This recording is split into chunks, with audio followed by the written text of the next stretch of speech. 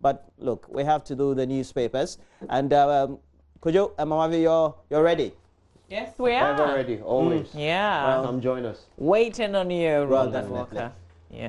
So we have the Daily Graphic, the Ghanaian Times, the Daily Statesman, the Business Finder. I see the Daily Dispatch and the Daily Guide. Where so let's just quickly go through. I'll start with the Daily Graphic newspaper. Here we go with what's on the front page of the paper this morning. Yeah, I'm okay. All right. Direct Bank of Ghana, others to restore GN savings and loans. Dr. Indum praise High Courts. That's the chairman of Group Indum going to court again. Decision to arm policemen on duty. Drivers disagree.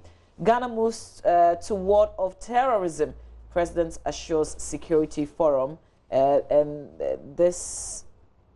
Okay, there's a picture on the front page of the paper. You've seen the bed. This President Akufo-Addo interacting with Dr. Ibn Chambers, the United Nations Secretary General, Special Representative for West Africa and the Sahel, and Mrs. Anand there on the front page of the Daily Graphic newspaper. I'm not sure you can quite see that now. So let's go to the center spread of the paper. Let's check out other stories. Instill efficiency into state institutions. Enterprises President charges SIGA board.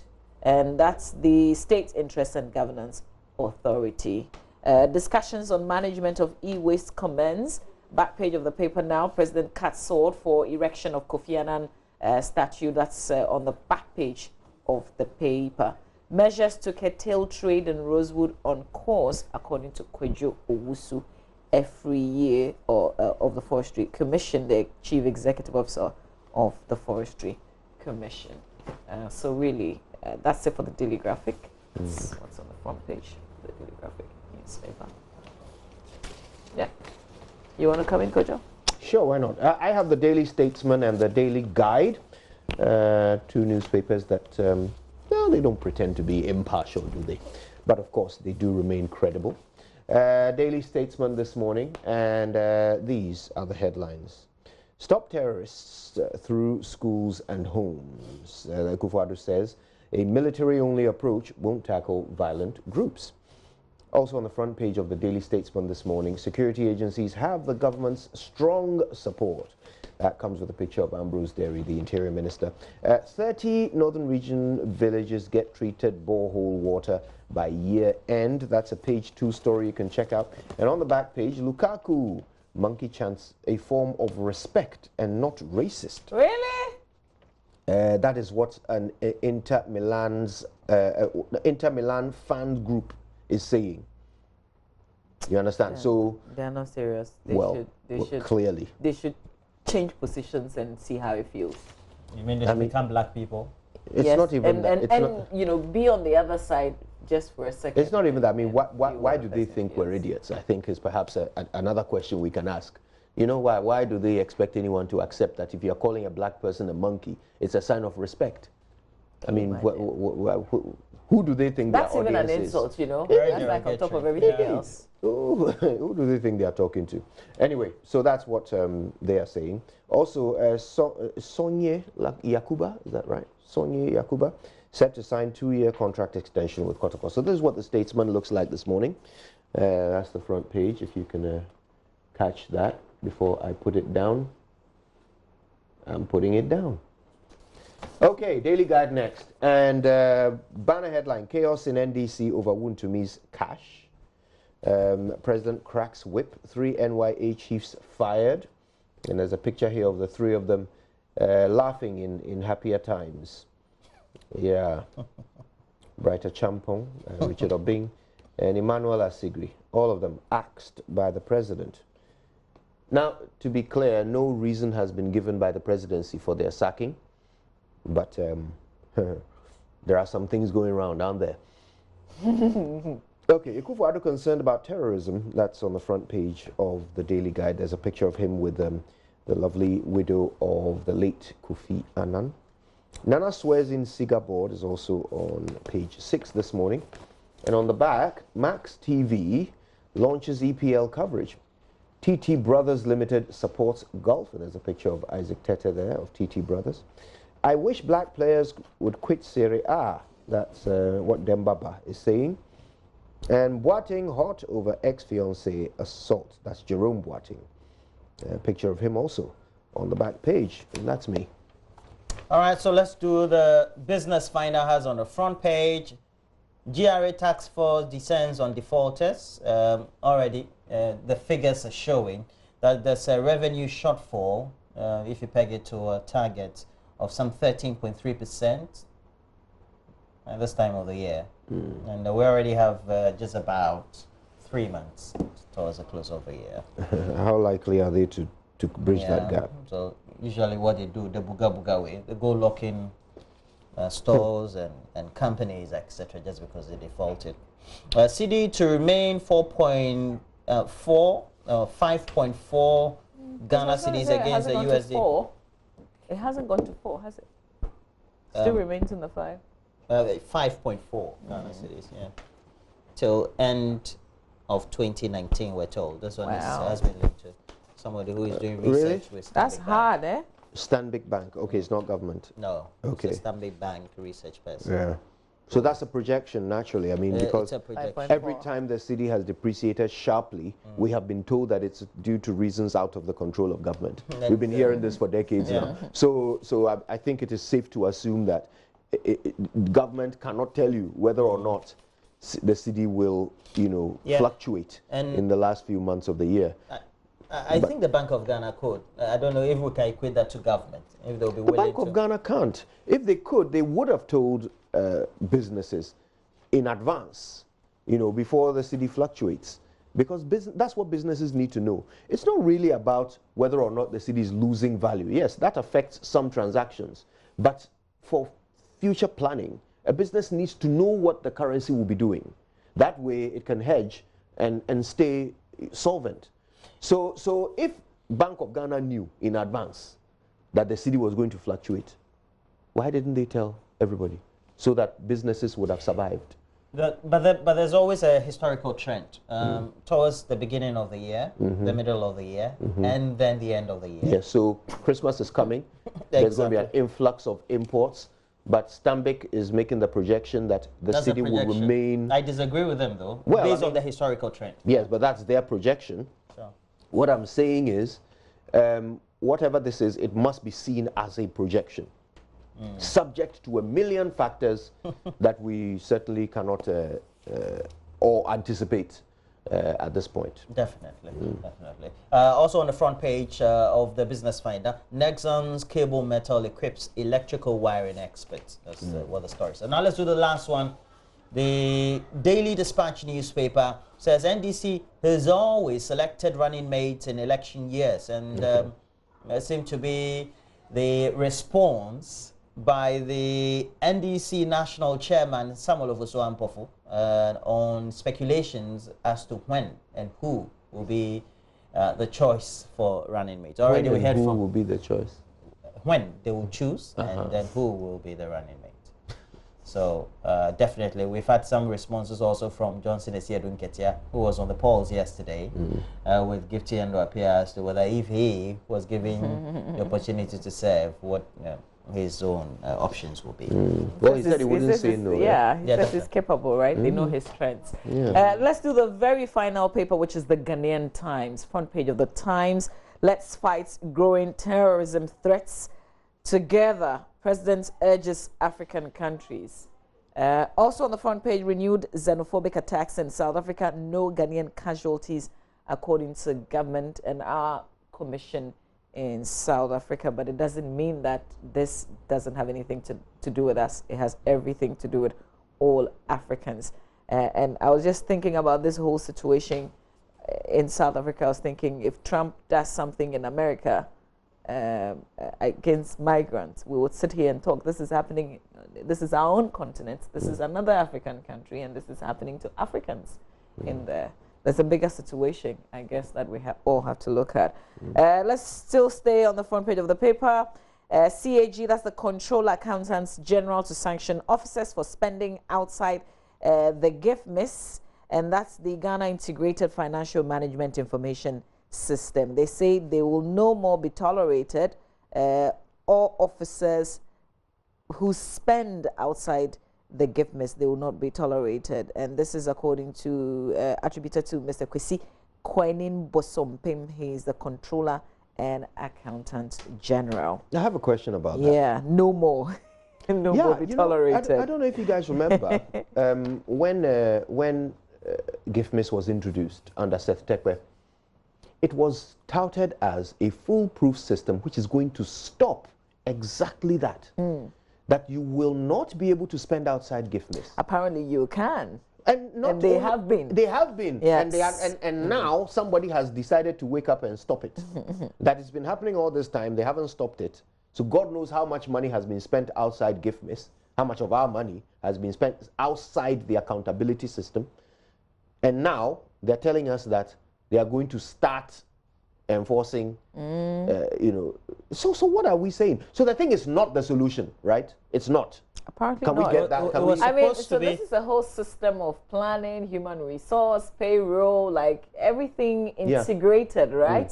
It's an Oracle-based system, okay? And since it was introduced, I know from speaking to some insiders that it has had traditional problems. It's had very difficult problems all the way through. So there are times when they are unable to use it. In fact, they had to bring in a local software developer to come and, shore up the way. So actually the proper Controller and Accountant General processes were being done by a local software developer. So this is not a homegrown policy, is it? No, gift miss is based on Oracle. Okay, so even though we spent and by the way, it's very expensive. Even though we spent a fortune on gift miss, we had to bring in a local, software developer. Thank goodness, I think it's actually a good thing for local software developers. It's a thumbs up to them that they came and solved the problem and have actually been keeping things running because gift miss kept having problems. Why aren't they the first point of call? Indeed. And so now we're hearing that if people don't use gift miss, they will be sanctioned.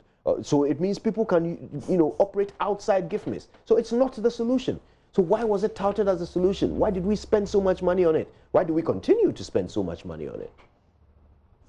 Anyway. All right. So it embedded in this story, so the Controller and Accountant General says, indeed, Regulation 81 and 82 of the Public Management Financial Act mandates all principal spending officers of covered entities to use the gift miss to process all financial transaction. Payments outside the gift miss must stop. It is ongoing. All you can say is must stop. Back page of the Ghanaian Times. Ghana Gardening and Flower Show ends. Boto, that's the tertiary students wing of the Bolgatanga, Nabdam, Bongo, and Tongo. They make up this acronym, which is Bonaboto. They've expressed worry about the undue delay of government in converting the remaining 2 polytechnics in the country into technical universities. That's what's on the back page of the Ghanaian Times newspaper. Yeah. All right. Yeah. Charlie, guys, can we talk about the attacks on the African migrants in South Africa? Yesterday, I heard the South African High Commissioner to Ghana say on radio during an interaction that she feels that what is being done to some of the African migrants was a bit justified.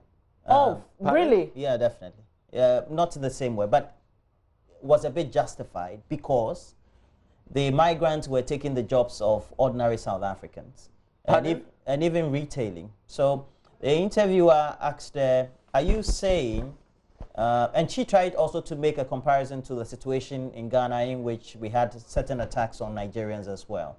And she was told that we have a certain retail law that prohibits foreigners from having any role at all in the retail sector. And she also made a rhetoric. So are you saying South Africa should also promulgate a retail law? So there is no law at the moment? No, they don't have that sort of how law. is it justified?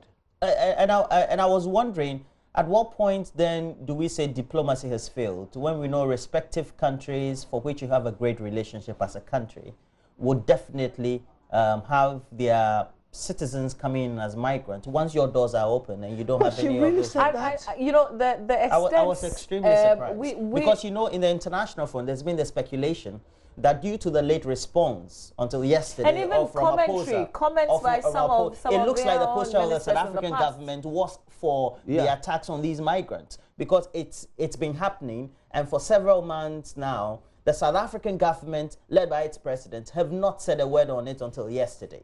How can you say that attacking and killing people and maiming them, burning them, so there's some justification for it? Yeah, she feels that they seem to have been overwhelmed because of the burden.